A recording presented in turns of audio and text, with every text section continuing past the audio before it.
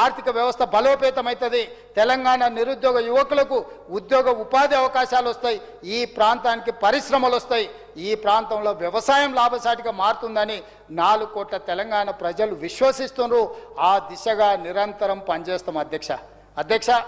నేను గతంలో ఉన్న నాయకులకు విజనరీ అని నేను చెప్పుకోను, రైతు రాజునని నేను చెప్పుకోను, తెలంగాణ ఉద్యమకారునని నేను చెప్పుకోను, అంతంత పదాలు నేనేం చెప్పుకోను. నేను ఏం చెప్తా అంటే నేను హార్డ్ వర్కర్ని, నేను కష్టజీవిని, నాకు తెలియంది తెలుసుకుంటా, తెలుసుకున్నది నేర్చుకుంటా, నేర్చుకున్నదాన్ని 10 మందికి పంచుతా. ఈరోజు మాట్లాడేటోళ్ళు అధ్యక్ష ఇవాళ ఆడ నెత్తి దూకుంటా నేను వార్డు మెంబర్ కాకుండా డాక్టర్ వైఎస్ రాజశేఖర రెడ్డి మంత్రిని చేసిండు. ఇది మర్చిపోవద్దు. ఎవరి దయతోని మంత్రి అయినావు? డాక్టర్ వైఎస్ రాజశేఖర రెడ్డి మంత్రిని చేశాడు. అంతకుముందు వార్డు మెంబర్ కూడా కాదు నువ్వు. ఆ వెనకాలు ఉన్నాయన ఎవరి దయతో ఎమ్మెల్యే అయ్యిండు? చంద్రబాబు నాయుడు కాళ్ళు పట్టుకుంటే ఎమ్మెల్యే అయ్యిండు సిరిసిల్ల నుంచి. ఆనాడు సుధాకర్ రావుకు తెలుగుదేశం టికెట్ ఇస్తే సీఎం రమేష్ను మభ్యపెట్టి ఆ బీఫామ్ను మాయ చేసి సొంత పార్టీలో కేకే మహేందర్ రెడ్డిని, తెలుగుదేశంలో సాటి కులస్తుడైన సుధాకర్ రావుని ఇద్దరిని మోసం చేస్తే సావు తప్పి కన్ను లొట్టబోయి చంద్రబాబు నాయుడు దయా దాక్షిణ్యంతో ఎమ్మెల్యే అయి వాళ్ళిద్దరు ద్రోహులు అధ్యక్ష.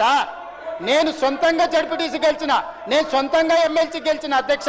ఆ తర్వాతనే రాజకీయ పార్టీలకు వచ్చిన.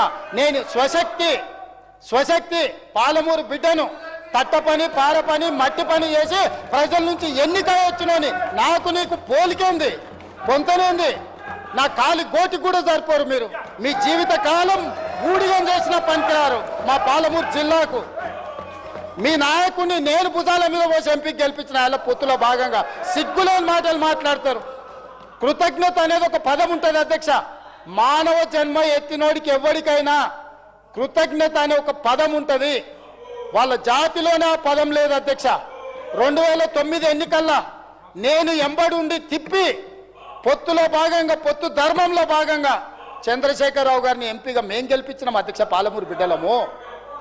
పాలమూరులో ఊరు లేదు, పార్లమెంటులో నోరు లేదు, కానీ తెలంగాణ దెబ్బతినొద్దు అని, అస్తిత్వం దెబ్బతినొద్దు అని మేము గెలిపిస్తే అన్నం పెట్టిన మాకు సున్నం పెట్టిండ్రు అధ్యక్ష.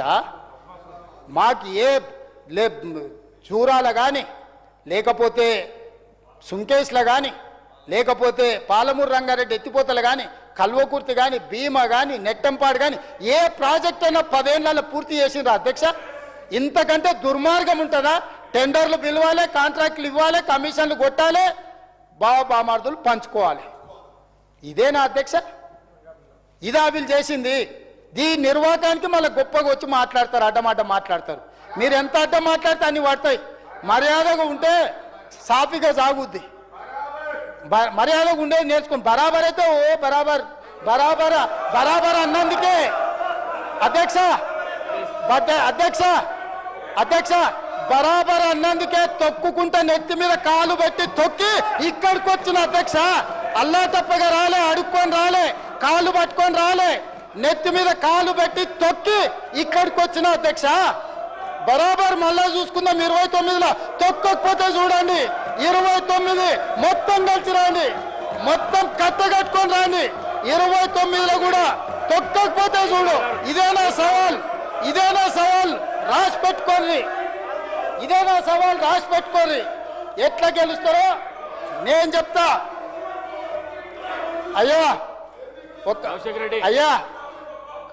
అన్న ఇంట్లో పెట్టుకున్నాడు, బెడ్రూమ్లో పెట్టుకున్నాడు, మోసం చేసి నీ పక్కనే చేరిండ్రు. నేను పొడిస్తే పండుకున్నప్పుడు కిడ్నీలు అమ్ముకుంటే పోతావు అక్కనే. పోనీ ఎందుకు ఇప్పుడు అధ్యక్ష? అందుకే అధ్యక్ష నేను చెప్పదలుచుకున్నది ఒక్కటే అధ్యక్ష. తెలంగాణ అభివృద్ధి, ప్రజల భవిష్యత్తు, మా సంకల్పం ఏమిటన్నది నేను స్పష్టంగా ఈ సభా వేదిక నుండి వివరించాను. ఈ విజన్ కొద్దీ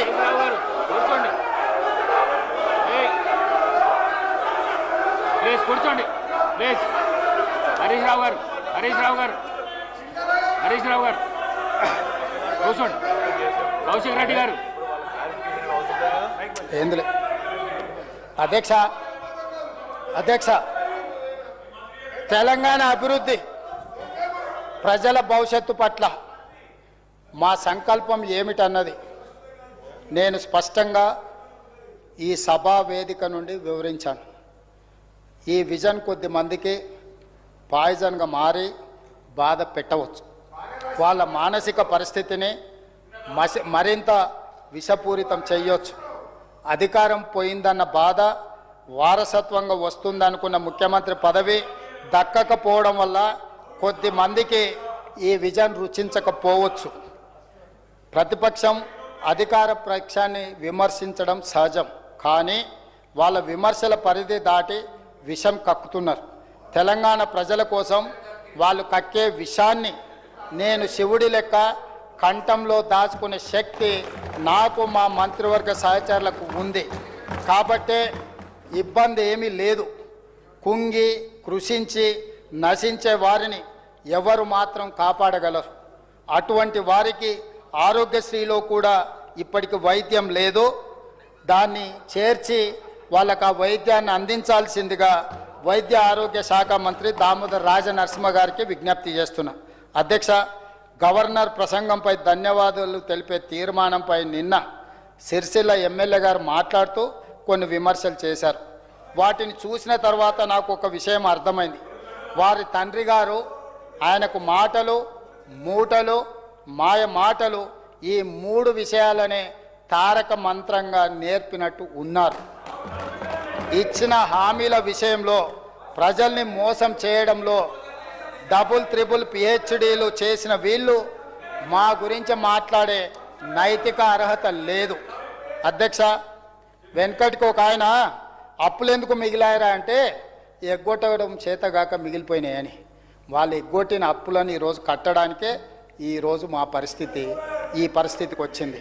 దాదాపుగా 8,11,000 కోట్ల రూపాయల భారాన్ని మోపి 11% పైగా వడ్డీల భారంతో మా నెత్తిన పెట్టిపోయినా భరిస్తూ ప్రజల సంక్షేమం, ఇచ్చిన మాట విషయంలో రాజీ పడకుండా కష్టపడటం మా నైజం.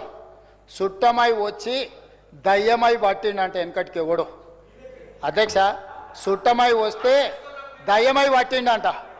తెలంగాణ ఉద్యమం పేరుతో అధికారంలోకి వచ్చిన ప్రజలను ఘోరంగా వంచిన వీళ్ళు మాకొచ్చి నీతులు చెప్తున్నారు. అధ్యక్ష, పాలకుండ దగ్గర, అధ్యక్ష వెనకటికి ఎవరో అంట పాలకుండ దగ్గర దొంగపిల్లిని కాపలా పెట్టారట.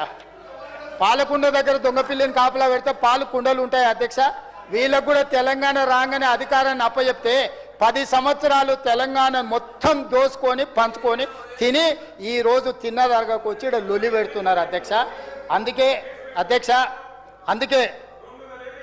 అందుకే ఇక్కడ మాత్రం పుత్రరత్నం గారు చిలక పలుకులు పలుకుతున్నాడు. 6 గ్యారంటీలలో ఒక్కటి తప్ప మేము అన్నీ అమలు చేస్తున్నాం. ఏ ప్రభుత్వానికైనా ప్రాధాన్యతలు ఉంటాయి. వాళ్ళ అధికారంలో ఉన్నప్పుడు పరివారం పలహారం వాళ్ళ వినాదం. మొత్తం తెలంగాణ మొత్తం వాళ్ళ పరివారానికి పలహారంగా మారింది. వాళ్ళ విధానం మాత్రం అదే. అధ్యక్ష, కానీ మేము మాత్రం ప్రతి క్షణం ప్రజలకు ఇచ్చిన మాట నిలబెట్టుకునేందుకు పరితపిస్తున్నాం, ప్రయత్నం చేస్తున్నాం. 2 లక్షల రూపాయల రుణమాఫీ చేశాం. దీనికోసం ఏకంగా 21,616 కోట్ల రూపాయలు మేము చెల్లించినాం. సన్న బియ్యానికి బోనస్ ఇస్తున్నాం. ఏకకాలంలో ప్రతి రౌండు 9,000 కోట్ల రూపాయలు రైతు భరోసా పథకాన్ని అమలు చేస్తున్నాం. అదేవిధంగా అధ్యక్ష, ప్రభుత్వం పరిపాలన చెయ్యాలి. ప్రజలకు, సమాజానికి సదుపాయాలు, మౌలిక సౌకర్యాలు కల్పించాలి. అంతేకాని ప్రజల వ్యక్తిగత జీవితాల్లోకి తొంగి చూడడం, ఎవరేం మాట్లాడుకుంటున్నారో దొంగచాటుగా వినడం చేయకూడదు. అటువంటి ప్రభుత్వాది నేతలు చరిత్రహీనులుగా మిగిలిపోతారు. ఇది మన కళ్ళ ముందే మనమే చూసిన సత్యం. సొంత ఇంటి ఆడబిడ్డ కూడా నా ఫోన్లు దొంగచాటుగా ఇన్నరని ఆరోపణ చేస్తుందంటే ఎంత నీచానికి దిగజారినరో ఈ ఒక్క ఉదాహరణ చాలు. అధ్యక్ష, అదేవిధంగా అధ్యక్ష, వాళ్ళ 10 ఏళ్ల కాలంలో రాష్ట్రంలో ఆడబిడ్డకు ఆత్మగౌరవం సంగతి దేవుడెరుగు, గుర్తింపే లేదు. ఆడబిడ్డల చీరల్లో సైతం స్కామ్లకు, కమిషన్లకు పాల్పడ్డారు. బతుకమ్మ చీరల కమిషన్లు కొట్టేసినాడు. తెలంగాణ రాష్ట్రంలో ఉండే ఆడపిల్లలకు పంచిన బతుకమ్మ చీరలలో కూడా కమిషన్లు కొట్టిన వాళ్ళు ఆ చీరలు ఒంటి మీద కట్టుకోకుండా పొలాల దగ్గర పిట్టలను బెదిరించడానికి కట్టుకున్న పరిస్థితులు ఆనాడు చూసినాం. ఈనాడు మేము 1,20,00,000 మంది 1,00,00,000 మంది ఆడబిడ్డలకు తుమ్మలన్న 1,00,00,000 మంది ఆడబిడ్డలకే కదా చీరలు పంచింది మన 1,00,00,000 మంది ఆడబిడ్డలకు ఇందిరా మహిళా శక్తి చీరలు పంచితే పాలపిట్ట రంగులో ఈరోజు దసరా పండుగ నాడు పాలపిట్టలాగా మా ఆడబిడ్డలు ఆ చీరలు కట్టుకొని సభలకు సమావేశాలకు పండుగలకు వస్తుంటే చూడముచ్చటగా ఆడబిడ్డలు ఎంత ఆనందంగా ఉన్నారో మేము పంచిన చీరలతోని ఈరోజు ఈ సభ సజీవ సాక్ష్యం. మా సీతక్క మా మంత్రి సురేఖక్క కట్టుకున్నారు ఆ చీరలు. మా ఇంటి ఆడపడుచులు కూడా ఆ చీరలు కట్టుకునేంత గొప్పగా ఈరోజు పేదలకు ఈరోజు ఆడబిడ్డలకు అన్నగా సారె పెట్టిన పండుగ పూట చీర పెట్టిన దాన్నైనా వీళ్ళు అభినందించాలి కదా అధ్యక్ష. ఆడబిడ్డకు పెట్టిన చీర సారెతో సమానము, దాన్నన్నా అభినందించడానికి వీళ్ళకు ముందుకు రాలేదంటే వీళ్ళు ఎలాంటి మనస్తత్వం ఉన్నోళ్ళో ఒక్కసారి ఆలోచన చేయండి అధ్యక్ష.